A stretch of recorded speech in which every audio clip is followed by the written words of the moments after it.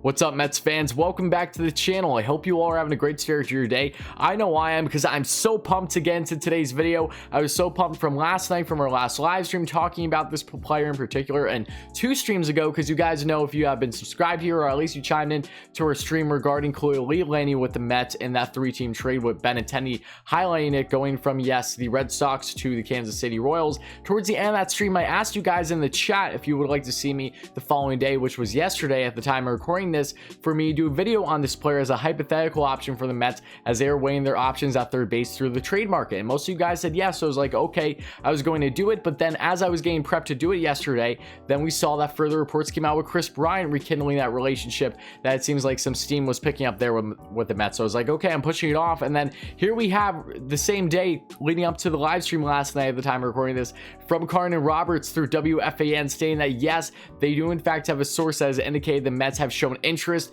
in star third baseman from the Oakland Athletics, and yes, Matt Chapman. So I'm so pumped to get in today's video. We're going to take a further look on the latest reports between Matt Chapman and the Mets, the current connection, everything there is to know about Chapman and his game, truly doing a deep dive on it all and what he would bring to the New York Mets, why he's such a stud, what the Mets would possibly cough up, and a proposal, and everything in between. So as always, guys, make sure you stay all the way until the end of the video, find all the details on all my thoughts on Matt Chapman and his game, what he would bring to the Mets, and everything in between. And if you guys end up enjoying this kind of Mets content, want to see more great Mets content like this, make sure to smash that like and subscribe button, share this video with your friends, put on the notification bell, all those great things. Thank you all so much for the countless support, guys. Help us get to 6K subs. We're already almost halfway there, getting closer to 5.5K at the time of recording this. It's just amazing. Thank you all so much in advance. But enough of me talking, let's get right into this video. Here we have 27-year-old star third baseman Matt Chapman. At a strong 6 foot, 215 pounds, already at the plate and with the glove, was originally drafted in the first round back in 2014 by the Oakland Athletics, and the 2020 shortened season, only playing 37 games due to injury, had 10 home runs, 25 RBIs, a 232 average, 276 on base percentage, a 535 slugging, and an 812 OPS. In 2019, however, in 156 games played with the Athletics, racked up 36 home runs, 91 RBIs, a 249 average, a 342 on base percentage, a 506 slugging, and 848 OPS. And throughout his career thus far, in 422 games, 1,562 at-bats, has racked up 84 career home runs, 224 RBIs, a 255 career batting average, a 336 on base percentage, a 503 slugging, and 839 OPS. Chapman is a 2-time Gold Glover and Platinum Glover in the 2018-2019 seasons representing the Athletics, and is also a 2-time Defensive Player of the Year in 2018-2019 out of the entire MLB for the Athletics, and in 2019 was also an AL All-Star.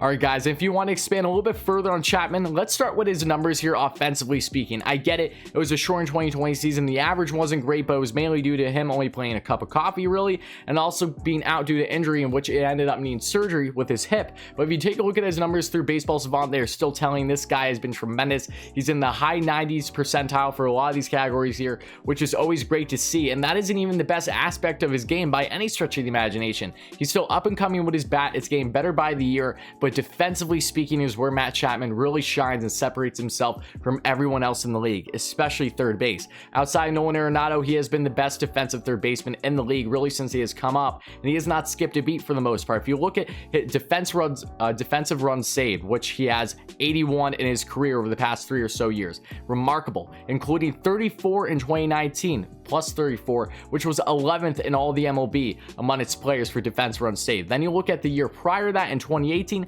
he was 7th in all the MLB in that category. Then when you also look at his WAR, which is wins above replacement, he has a total of his career just over a couple year span already of 16.8. He had 6.2 WAR in the 2019 season, and at around 6.7 in 2018. And this guy is just amazing. He's dominant. In 2019 as well, he had 21 MVP votes for the AL. This guy has just been tremendous year after year. His glove truly separates himself from the rest, and he still also has a very strong up and coming bat that really showed out that tremendous 2019 season. I fully expected to show out more, as he's only 27 years of age, folks. It's not like he's towards the latter half of his career. He's just getting started. He's truly entering the peak of his prime. He's not even there yet. He has 3 years of control left on his contract as well, a beautiful contract at only $6.5 million for the upcoming 2021 season. Then he has 2 arbitration eligible years after that, in which he he will be a free agent once that is all said and done. So Matt Chapman, when he was first connected to the Mets over this past day, I was jaw dropped because, again, I was going to be making a video on as a hypothetical until we found out about Brian really starting to pick things up for the Mets. So I'm like, okay, I'll hold off on that because it looks like Brian is still the front runner, and he may very well still be that. But the fact that the Mets are showing interest in Matt Chapman, who is literally probably the best third baseman you could acquire at all through the MLB outside of Arenado, is just so mind-boggling to me. So even if this does not come to fruition,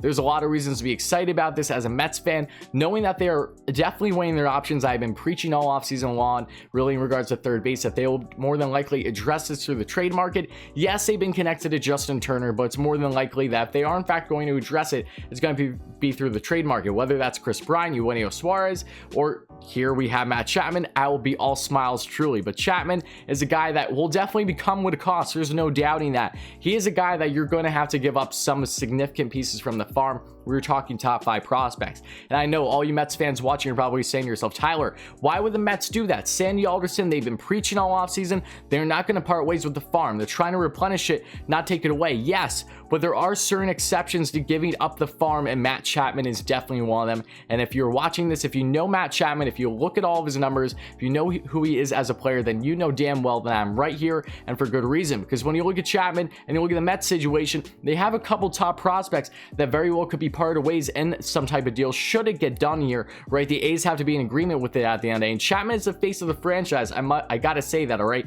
There's no way that the A's are going to part ways with Chapman unless they truly get a deal that they feel is going to benefit them both in the short term to an extent, and then the long term with really gaining some young talent. Because realistically, Chapman is not going to spend his entire career with the A's more than likely. They're just like any other team that really doesn't have a big payroll, in which when Chapman's big payday is up in a couple years, really when he's in the prime of his career fully, they're not going to be able to afford him. So this is now the time to trade him away where you can really get the most assets out of him. Again, it doesn't seem fully likely here, but it is possible. And Sandy Alderson, during his time with the A's over these past couple years in a more upper management role, he has that connection. He knows Matt Chapman well, and I love that aspect of the situation too, which could give the Mets somewhat of an upper hand, at least knowing that they have that familiarity with a guy that high up in Sandy Alderson's caliber. But getting into what would the Mets cough up here? Well, there's 2 prospects that really stand out to me. One of them is, yes, Ronnie Mauricio. He's a guy that we talked about plenty, one of the top prospects currently for the Mets, and is a guy that is currently shortstop. And the biggest issue there is, yeah, the guy on the wall behind me, Francisco Lindor. The Mets are for sure going to extend Lindor. I don't see how they don't, given what they coughed up to acquire him. The Mets did not acquire Lindor to be a rental. So assuming a long-term extension is in place upwards of a decade, Ronnie Mauricio, where is he going to play? All right, there's been belief that maybe they would move him to third because he's looking like a bigger size shortstop. Regardless, he's definitely blocked by Lindor for not just a short-term but long-term future. So he is a prospect that would make a lot of sense to part ways with in this kind of deal for sure. And another guy, I'm not saying that they would both be together, but they very well could because of how much Chapman would cost, is, yes, Brett Baty, the former first-round pick for the New York Mets a couple years ago. And I know everyone loves Brett Baty, so do I. He's not a guy that you should be parting ways with unless it's for a guy of Matt Chapman's caliber. There's no doubting that. Baty is a top prospect for the Mets, but he is a third base prospect. So if the Mets were to acquire Chapman or upgrade long-term third base, say they get a Chris Bryant, just as a hypothetical right now, right outside the reports that we've seen, and then they land Bryant, extend him long-term, okay, what are you doing with Baty then? You don't have room for him, clearly.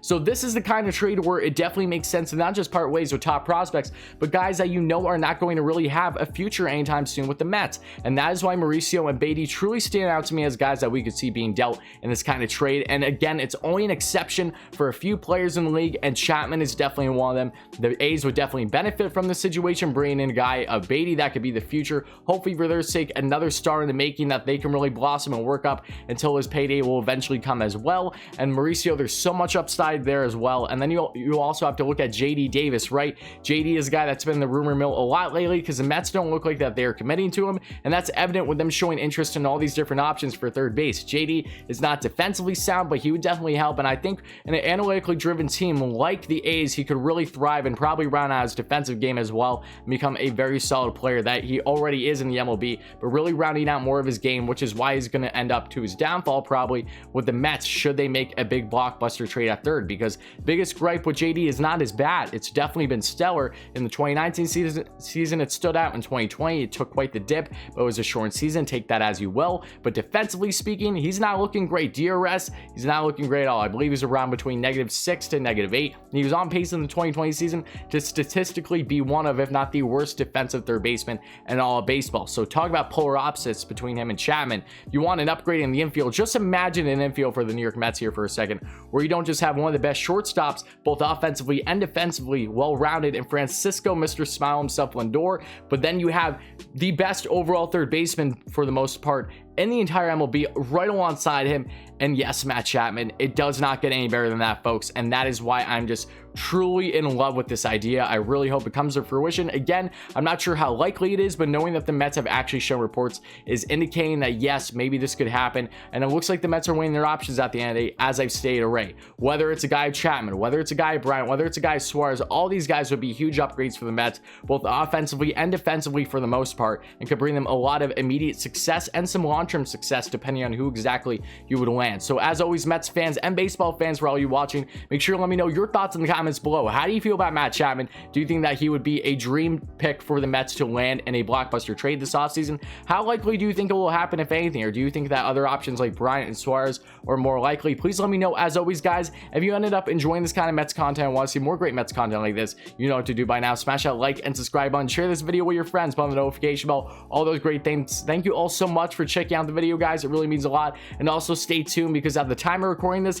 a couple hours later, right around 3 p.m. Eastern time, I'll be doing a live stream for my Mets talk with Richie from Mets Media on his channel. So make sure to check it out. I will have it in the link in the description down below. So even if you guys don't chime in when it's happening live, you can still chime in after the fact, because it should still be relevant. So a great discussion. We're going to be breaking down more on Chapman's game, more on basically everything with Suarez, Bryant, all the Mets third base options, all the latest news, and so much and so forth in regards to the Mets and what they have been doing this MLB offseason. So stay tuned for that, guys. Make sure to check out Richie at Mets Media. It's going to be a great discussion. But thank you again. Let me know your thoughts down below, and I'll talk to you soon.